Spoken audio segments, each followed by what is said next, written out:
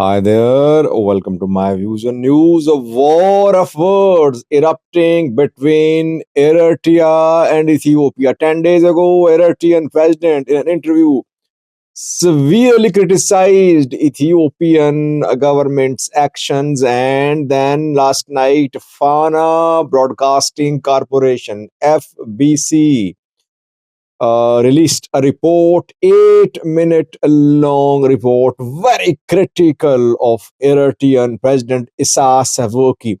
Direct criticism from Ethiopia against Isaias Afwerki, Eritrean president. What did Isaias Afwerki say, and what did Fana Broadcasting Corporation (FBC) report last night? For the first time, some allegations have been leveled by Ethiopian government through Fana Broadcasting Corporation against Eritrea.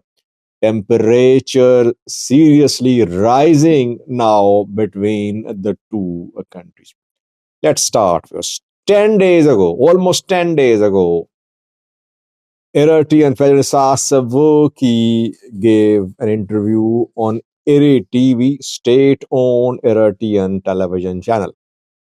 And that Isaias Afwerki is very fond of speaking about regional issues, global issues.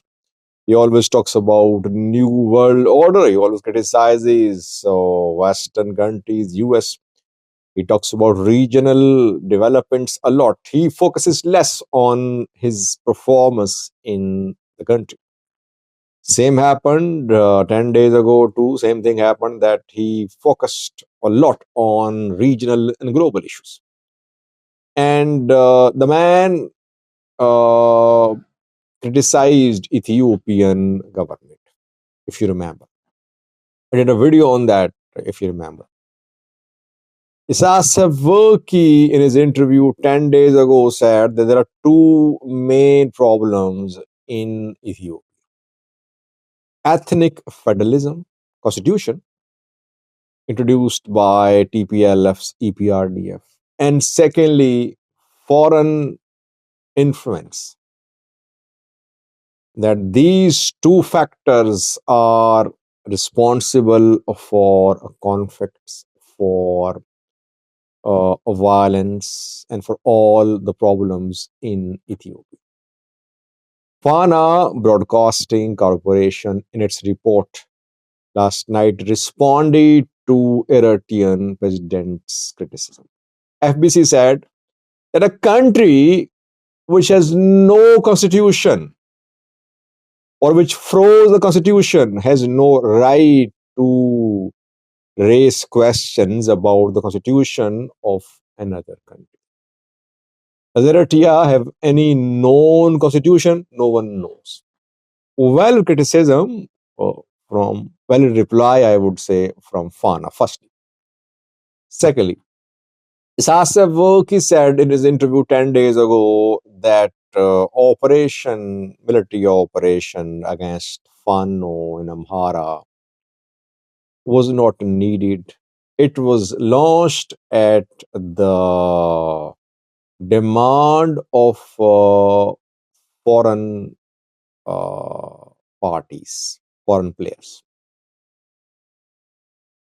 Fana Broadcasting Corporation responded by saying that it is Eritrea which is backing insurgents in Ethiopia. So Ethiopian government through Fana is saying that Eritrean government is backing Fano fighters. It is arming them, training them, funding them. This is the first time that such an allegation has been leveled on Ethiopian state media against Eritrean government.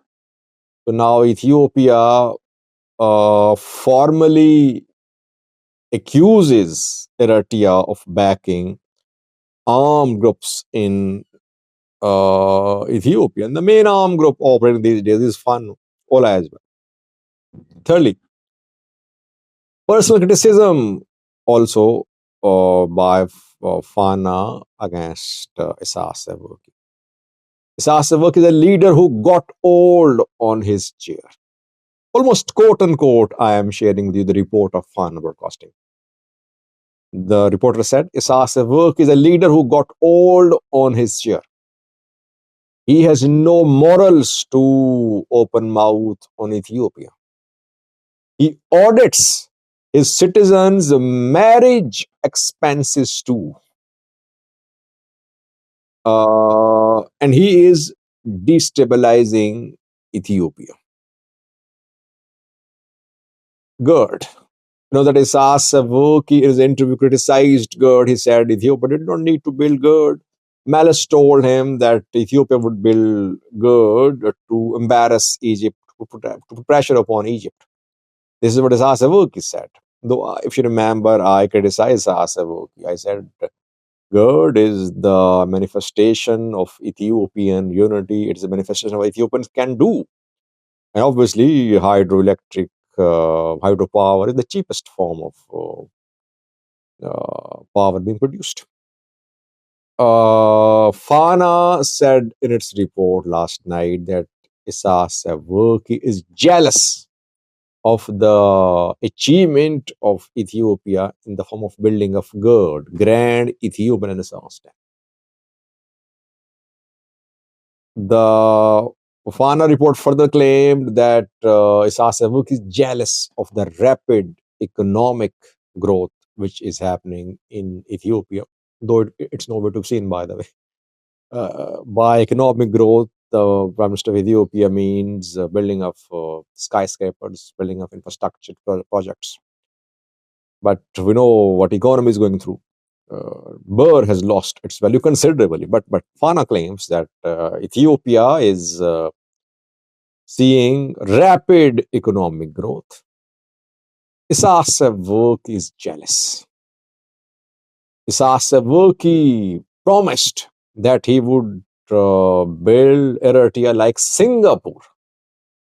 So he could not honor his commitment. He could not make Eritrea Singapore. Rather, Eritrea lacks basic facilities too. It has no modern banking system, no ATMs too. This is what Eritrea has become under Isaias Afwerki, the leader who claimed that Eritrea will be Singapore one day.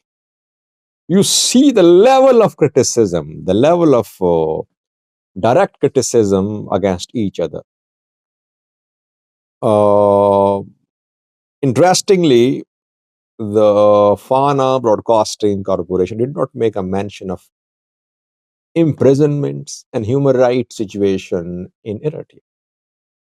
We know that human rights record of Eritrea is one of the poorest in the world. People in prisons for decades. But here, Fana remained silent. Why? The same is happening in Ethiopia. In Ethiopia, critics are jailed. They have to flee the country. No space for opposition political parties. So on this issue, Fana remained silent. On the issue of political parties, one party rule in Eritrea, Ethiopia has a little better situation, but still basically one party rule of PP. So no criticism of political party, PFDJ as well, by Fana Broadcasting Corporation. Fana, in a way, responded to all the points raised by Isaias Afwerki one by one. This is direct confrontation between Ethiopia and Eritrea. Isaias Afwerki said in his interview that the tripartite alliance formed in Asmara among Eritrea, Egypt, and Somalia was not against Ethiopia. But Fana said this alliance has been formed to destabilize Ethiopia. The deficit of trust between Ethiopia and Eritrea is reaching new heights.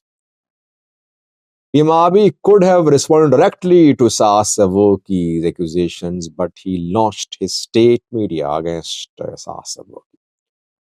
By the way, I would say that Isaias Afwerki should focus on his country. When he gives interviews, he should not talk a lot about other countries' internal issues. He should tell the people what he has done for Eritrea. Both countries need to improve their human rights record. They are imprisoning people, they're imprisoning critics. They don't have any. Eritrea is the worst case in terms of democratic practices. Ethiopia is better, but still it needs to do a lot more to improve its democratic credentials. As regards economic progress, both are far away from realizing the dream of building prosperous countries. So now we are seeing that no de escalation happened between the two sides. The tensions rose after Pretoria deal, though Saseverki government did not oppose Pretoria, but dismantlement of ADF was part of Pretoria. Disarmament of Pretoria was part of disarmament of TDF was part of Pretoria. Pretoria was not fully implemented. Eritrean government wanted dismantlement of TPLF TDF. It did not happen. That is why Abiy and Isaias Afwerki, they developed differences. Since then, defenses have been arising. No solution found so far. Not good for peace and stability in the Horn of Africa. I always say that these leaders, Ethiopian, Eritrean, they should meet. They should start some sort of dialogue. Otherwise, these verbal wars of words could turn into another form of escalation as well. Thanks for watching.